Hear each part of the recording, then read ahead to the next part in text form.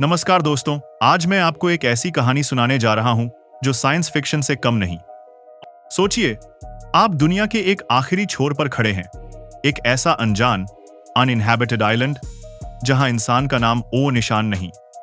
आपके चारों तरफ बस तीखी ठंडी हवाएं, समुंदर की लहरें, पेंगुइन्स और सी लायंस का शोर है। और तभी इस पूरे नजारे से बिल्कुल अलग आपको एक अजीब ओ गरीब जीव दिखता है। एक भेड़, यानी कि एक शीप, लेकिन यह कोई आम भेड़ नहीं है। इसका साइज नॉर्मल भेड़ से 3 से 4 गुना बड़ा है। ऐसा इसलिए क्योंकि इसके शरीर पर इतना ज्यादा ऊन यानी वूल है कि इसका आधे से ज्यादा वजन तो सिर्फ इसके बालों का है। यह बेचारी ठीक से चल भी नहीं पा रही, देख भी नहीं पा रही और बस अंदाजे से ही कुछ खा पी रही है। ऐसे हालात में इसकी मौत तो तय है, लेकिन नहीं, यह भेड़ें न सिर्फ जिंदा बचने वाली हैं, बल्कि यह कुदरत का एक ऐसा चमत्कार करने जा रही हैं जिसे देखकर बड़े से बड़े साइंटिस्ट भी हैरान रह गए। यह भेड़ें इवॉल्व होकर एक ऐसी नई यूनिक स्पीशीज बनने की राह पर चल पड़ेंगी जो इससे पहले धरती पर कभी अस्तित्व में नहीं थी। तो तैयार हो जाइए न्यूजीलैंड के सबसे बड़े जंगली भेड़ों के झुंड की इस अद्भुत कहानी के लिए, जिसमें इंसान ने ही उन्हें बनाया, उन्हें छोड़ दिया और फिर कैम्बल आइलैंड। तो चलिए शुरुआत करते हैं उस जगह से जहां यह सब हुआ। इस जगह का नाम है कैम्बल आइलैंड। यह न्यूजीलैंड के पास अंटार्कटिका से कुछ ही दूरी पर एक सब अंटार्कटिक आइलैंड है।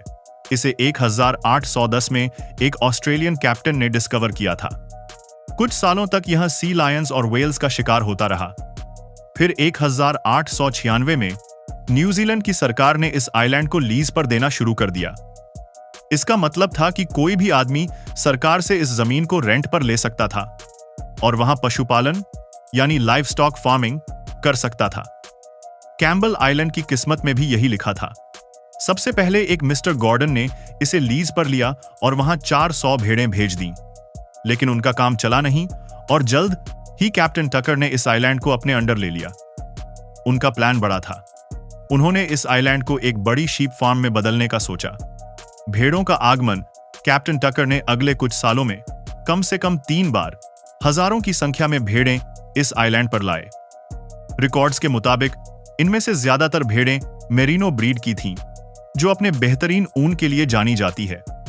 देखते ही देखते इस छोटे से आइलैंड पर लगभग 4,000 भेड़ें हो गईं। शुरुआत में उनके लिए यह जगह स्वर्ग जैसी थी। यहां मेगा हर्ब्स नाम के आस पौधे उगते थे। भेड़ों के लिए खाने की कोई कमी नहीं थी। उनकी आबादी तेजी से बढ़ने लगी और 1913 तक उनकी संख्या 80 के पीक पर पहुंच गई। सब कुछ परफेक्ट चल रहा था, लेकिन कुदरत का नियम है, हर चीज हमेशा परफेक्ट नहीं रहती।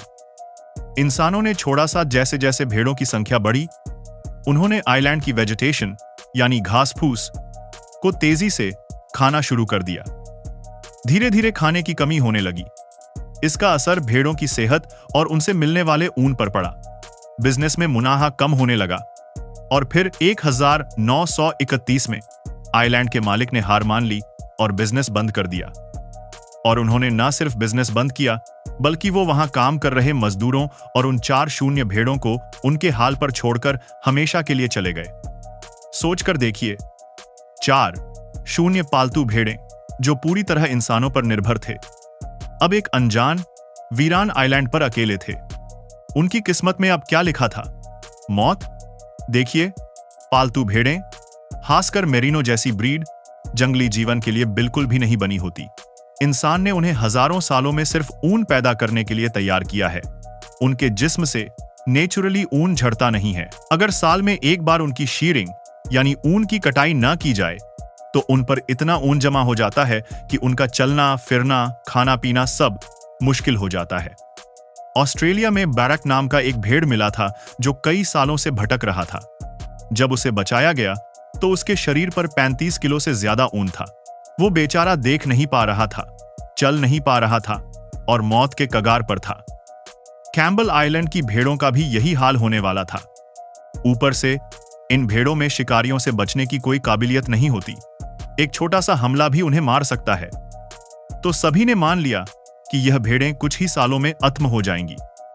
लेकिन यहां एक ट्विस्ट था। इस आइलैंड पर उनका शिकार करने वाला कोई बड़ा शिकारी जैसे भेड़िए या शेर था ही नहीं।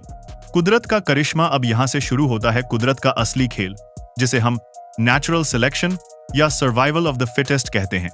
जब इंसानों ने उन भेड़ों को छोड़ा तो शुरू में बहुत सारी भेड़ें मरी, जिन पर बहुत ज्यादा ऊन उग गया, जो कमजोर थे या जो इस ठंडे और हवादार मौसम को सह नहीं पाए, वो सब खत्म हो गए। लेकिन उस झुंड में कुछ भेड़ें ऐसी भी थीं जिनके जीन्स थोड़े अलग थे।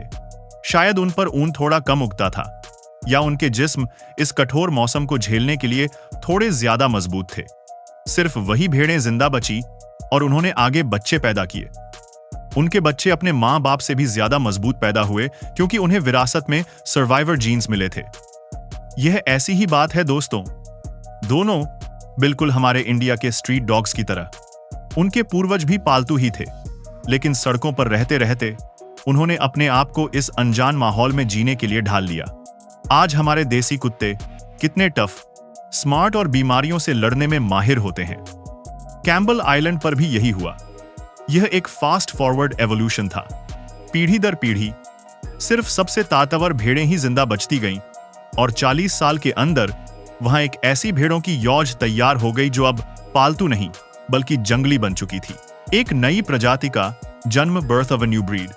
जब 1970 में साइंटिस्ट इस आइलैंड पर वापस लौटे तो वो इन भेड़ों को देखकर हैरान रह गए। यह दिखने में तो भेड़ें ही थी, लेकिन उनकी आदतें और उनका शरीर पूरी तरह बदल चुका था। उनकी टांगें लंबी हो चुकी थीं और वो अपना सर जमीन पर पाली जाने वाली भेड़ों से ऊंचा रखते थे। कठोर घास को चीरते चीरते उनके जबड़े का आकार, जॉ स्ट्रक्चर ही बदल गया था। जब अकारा कोर से कार ही में लगा उन्हें नॉर्मल घास दी गई तो उन्हें समझ ही नहीं आया कि इसे कैसे खाना है। उनकी मादा भेड़ें एस खड़े खड़े बच्चों को जन्म देती थीं और उनके बच्चे लैम्स पैदा होने के कुछ ही मिनट बाद चलने लगते थे, ताकि वो किसी खतरे से बच सकें। और सबसे बड़ी बात, उनके शरीर में अपने आप ऊन झाड़ने, शेडिंग की प्रवृत्ति वापस आने लगी थी, बिल्कुल उनके जंगली पूर्वजों की तरह। बेसिकली वो अब आम फॉर्म वाली भेड़ नहीं रह गई थी। वो एक अलग ही ब्रीड बन चुकी थी, जिसे हम कैम्बल आइलैंड शीप के नाम से जानते हैं। इंसान की वापसी और अंत। लेकिन इस कहानी का अंत दुखी भरा नहीं था। जब तक साइंटिस्ट्स ने इन भेड़ों की अनोखी कहानी को समझा, तब तक सरकार इस आइलैंड को एक वाइल्ड लाइफ रिजर्व घोषित कर चुकी थी। सरकारी नियमों के अनुसार इस आइलैंड पर कोई भी नॉन नेटिव यानी बाहरी प्रजाति नहीं रह सकती थी। इन भेड़ों की वजह से वहां के असली पौधों और इकोसिस्टम को नुकसान हो रहा था। इसलिए एक बहुत ही दुहक भरा फैसला लिया गया। इन भेड़ों को खत्म करने का। 1970 में आइलैंड के बीच एक बाढ़ फेंस बनाई गई। नॉर्थ साइड की सारी 1300 भेड़ों को मार दिया गया। साउथ साइड में भी हजारों भेड़ें थीं। अगले कुछ सालों में कुल मिलाकर लगभग 8,000 भेड़ें मारी गईं और 1980 के आखिर तक कैम्बल आइलैंड से इन अनोखी भेड़ों का अस्तित्व पूरी तरह मिटा दिया गया। बचाव अभियान और एक नई उम्मीद। खैर, इस अंधेरे में एक उम्मीद की किरण भी थी। इससे पहले कि सारी भेड़ें मारी जाती, 1975 में कुछ साइंटिस्ट्स ने एक रेस्क्यू मिशन चलाया। उन्होंने बड़े ही मुश्किल से, बिना कुत्तों की मदद के, इन जंगली भेड़ों में से 10 सबसे सेहतमंद भेड़ों को पकड़ा। उन्हें अपने कंधों पर उठाकर मीलों नीचे जहाज तक लाया गया। इन 10 भेड़ों को न्यूजीलैंड लाकर उनकी ब्रीडिंग कराई गई, ताकि उनकी इस यूनिक जेनेटिक लाइन को बचाया जा सके। आज इन्हीं 10 भेड़ों के कुछ डिसेंडेंट्स जिंदा हैं, जो इस पूरी अनोखी एवोल्यूशन की कहानी के जीते जागते सबूत हैं। दुर्भाग्य से 2017 में इनमें से कुछ रेयर भेड़ों को चोरों ने चुराकर मार दिया, जिससे उनकी संख्या और भी कम हो गई। तो दोस्तों, यह थी कैम्बल आइलैंड की भेड़ों की कहानी। एक ऐसी कहानी जो हमें बताती है कि कुदरत कितनी शक्तिशाली है। अगर हम इंसान दखल ना दें तो जीवन अपने आप को किसी भी परिस्थिति में ढाल सकता है। अगर इन भेड़ों को उस आइलैंड पर और कुछ हजार साल अकेले छोड़ दिया जाता, तो यह पूरी संभावना है कि वो इवॉल्व होकर एक बिल्कुल नई स्पीसीज बन जाती। ठीक वैसे ही जैसे ऑस्ट्रेलिया के पास कैंगरू आइलैंड के कैंगरूज अपने मेनलैंड के रिश्तेदारों से बिल्कुल अलग हो गए हैं। आपको क्या लगता है, उन भेड़ों को मारना सही फैसला था या उन्हें उनके हाल पर छोड़ देना चाहिए था? अपने विचार नीचे कमेंट्स में जरूर बताइएगा। अगर आपको यह अनोखी कहानी पसंद आई हो तो इस वीडियो को लाइक करें और अपने दोस्तों के साथ शेयर करना ना भूलें। मिलते हैं अगले वीडियो में एक और ऐसी ही हैरान कर देने वाली कहानी के साथ। धन्यवाद।